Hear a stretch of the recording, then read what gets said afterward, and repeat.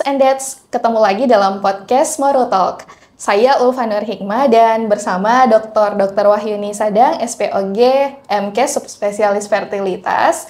Jadi kita ketemu lagi dalam segmen kali ini yang akan membahas tentang proses atau perjalanan dalam program IVF, Dok. Tapi bagi Moms and Dads yang sama sekali belum pernah menjalani program IVF, masih banyak kata-kata atau istilah-istilah yang sebenarnya penting, Dok, tapi masih jarang diketahui. Seperti kemarin kan kita sempat membahas tentang stimulasi ovarium yang juga merupakan tahapan penting dalam program IVF. Dalam episode kali ini, kita bersama-sama akan memberikan edukasi kepada Moms and Dads sekalian tentang tahapan dalam program IVF yang tidak kalah penting, Dok. Dalam episode kali ini kita akan membahas tentang ovum pick up. Biasanya, Dok, ovum pick up itu kan disingkat dengan kata OPU. Dari sebenarnya penjelasan yang lebih detail tentang apa itu ovum pick up, bagaimana prosedurnya, apakah menyakitkan atau tidak, itu semuanya akan dikupas tuntas dalam podcast kita kali ini. Pertanyaan yang pertama boleh langsung dibantu dijelaskan kepada Moms and Dads sekalian, Dok, terkait pertanyaan apa itu ovum pick up? Ya, jadi ovum pick up itu kalau di Indonesia kan yaitu adalah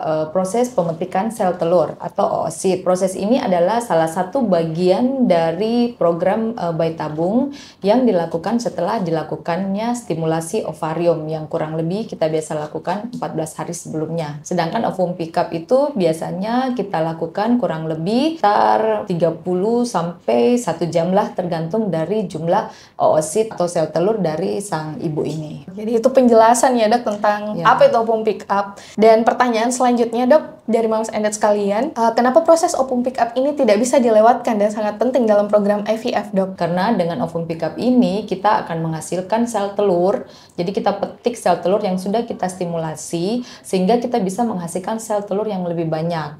Nah, kenapa penting? Karena disinilah kita bisa mendapatkan sel telur yang sebelumnya kita besarkan dan kita bisa juga menilai dari kualitas sel telur tersebut. Jadi tindakan OPU ini betul-betul di bawah pengawasan dengan embriologis juga, sehingga kita bisa memantau sel telur yang baik yang mana dan sel telur yang tidak baik juga bisa kita lihat semuanya. Oke, baik. Jadi ini sudah terjawab ya, Dok, kenapa ovum pick up penting? Karena kemarin kita sempat bahas bahwa di stimulasi ovarium itu kan terjadi penyuntikan sel telur.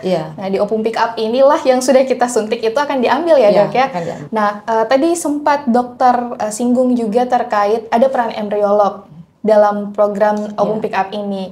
Nah, boleh dijelaskan kepada Moms and Dads sekalian, Dok, terkait proses ovum pick up ini sebenarnya siapa saja yang terlibat di dalamnya? Jadi siapa-siapa saja yang terlibat, ya tentu saja ada dokter, ada embriolog, dan ada perawat. Di ruang kamar operasi yang sudah connecting dengan ruangan embriolog, di situ berperan adalah dokter, termasuk saya dan dokter bius. Begitu pula dengan perawat yang membantu kami pada saat pemetikan. Di mana perawat itu juga ada yang bertugas menyetor sel telur yang sudah kita petik ke embriolog, dan kemudian embriolognya akan melihat sel telurnya di bawah mikroskop untuk menilai bagaimana kualitasnya. Berarti dalam proses ovum pick up ini ada kerjasama yang penting antara dokter, embriolog, dan juga nurse ya, Dok ya. Kemudian pertanyaan selanjutnya terkait ovum pick up sendiri ini kapan dilakukannya, Dok? Berapa hari setelah stimulasi ovarium? Jadi stimulasi ovarium sendiri itu biasanya main 10-14 hari, beda orang, beda kualitas telur, beda cadangan telur, beda juga jumlah hari yang kita lakukan stimulasi. Sehingga biasanya apabila sudah terjadi stimulasi, kemudian kita lakukan trigger, biasanya 36 jam kemudian kita sudah lakukan petik telur. Jadi memang ada waktu tertentu ya, Dok ya, 36 jam setelah di-trigger baru dilakukan tindakan ovum pick up. Kalau tindakan ovum pick up sendiri ini biasanya dilakukannya di mana, Dok? Kami lebih sering menggunakan teknik pembiusan dengan bantuan dokter bius, sehingga ovum pick up ini dilakukan di ruangan operasi demi kenyamanan pasien. Jadi harus di ruang operasi ya, Dok ya? Ya, sebaiknya. Tidak seperti yang proses stimulasi ovarium kemarin kan bisa dilakukan di rumah asalkan melalui edukasi. Tapi proses ovum pick up ini karena melibatkan dokter anestesi, perawat, dan juga embriolog, maka harus dilakukan di ruang operasi. Dan pertanyaan selanjutnya, Dok, ini sebenarnya hal yang paling menegangkan untuk Moms and Dads sekalian terkait proses ovum pick up. Karena kan tadi untuk ovum pick up itu dilakukan di ruang operasi ya, Dok ya. Nah, tentunya ketika suatu tindakan dilakukan di ruang operasi, Pertanyaannya, apakah tindakan opum pick up itu menyakitkan? Dan apakah moms and dads yang menjalani opum pick up itu harus dibius total dulu, Dok? Apabila pasiennya ini memiliki sel telur yang banyak, demi kenyamanan pasien biasanya kita bius. Karena tingkat ambang nyeri orang itu berbeda-beda ya. Untuk kenyamanan sebaiknya kita bius karena kita akan melakukan petik telur yang banyak misalnya. Namun ada beberapa juga yang bisa kita lakukan petik telur tanpa pembiusan, asal telurnya sedikit. Oh, Gitu. ya, Misalnya Dok, ya. cuma 1, cuma 2, ya bisalah. Asal kemampuan pasien juga untuk menahan nyeri. Tapi kalau telurnya banyak, demi kenyamanan pasien dan dokter juga, ya mending kita bius. Kalau untuk waktu opum pick up sendiri ini, Dok, durasi waktu ketika opum pick up dilakukan itu kira-kira membutuhkan waktu berapa menit, Dok? Tergantung dari sel telurnya. Kalau telurnya sedikit, ya bisa 20 menit sudah selesai. Tapi kalau banyak bisa sekitar 30 menit sampai dengan 1 jam juga bisa. Oh, berarti tidak lama, Dok, ya? Ya.